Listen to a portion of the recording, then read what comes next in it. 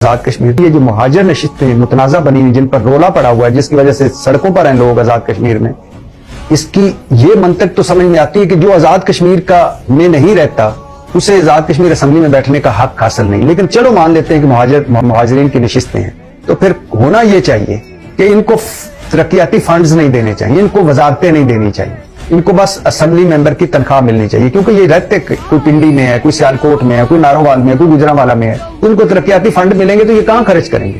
ان کو وزارتیں ملیں گی تو یہ کیا بہتری کریں گے آزاد کشمیر کی؟ ان کو آزاد کشمیر کے مسائل کا پتہ ہی نہیں ہے، نہ ان کا حلقہ ہے آزاد کشمیر میں، اور پھر جتنے ووٹ لے کے جیتتے ہیں یہ بھی عجیب و غریب بات ہے۔ سنیے، ایک سیٹ ہے کشمیر ویلی 1، پیپلز پارٹی کے عامر عبدالغفار صاحب جیتے ہیں 2914 ووٹ لے کر، 2914 ووٹ صرف ممبر بن گئے آزاد کشمیر اسمبلی۔ کشمیر ویلی 2 پر نون لیگ کے عامر شاہ جیتے ہیں 1804 ووٹ لے کر۔ کشمیر ویلی 3 نون لیگ کے سید شوکت علی جیتے ہیں 1524 ووٹ لے کر۔